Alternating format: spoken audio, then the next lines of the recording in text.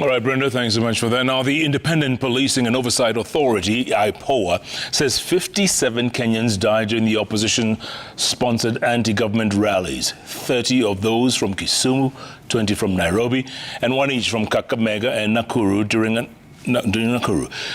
an appearance before the National Dialogue Committee, the independent institution further revealed that they had received several complaints touching on the conduct of the Director General of Police, Japheth Koome, saying they intended to act on the complaints very soon.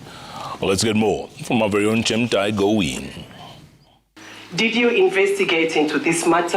It was perhaps the most awaited session by the Azimio side of the National Dialogue Committee, as they sought answers over a matter they consistently complained about during the anti-government rallies, that of police excesses targeted at their supporters. The IPOA delegation came armed, though lamenting over alleged frustrations by the DCI. During the demonstrations, people's properties were destroyed, businesses were devastated. And the police did very little actually to protect this.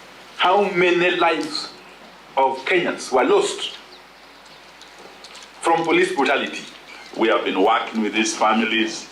We have buried their dead. We have visited hospitals. On the question of hired bodies, that was strange.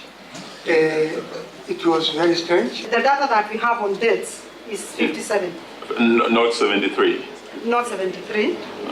And this is how they are classified. Kisumu 33, Nakuru 2, Slowly. Nairobi 20. When we want forensic analysis of the weapon that was used, then we sometimes encounter bottlenecks because this laboratory is under the control of the DCI. The DCI, to me, and I want you legislators, is part of the NPS. He is under the command of the IG. IPOA says during the period within which the country witnessed protests, they received 237 complaints involving 359 complainants, some under investigation, others have been concluded. We found about 60 files in courts. We've moved that number to 170. We have over 380 files lying at the DPP, and in total we've forwarded over 500 files. If the authority can be offered or issued with this prosecutorial power, the authority will be able to fast-track its investigations. I do not agree with giving you prosecutorial powers.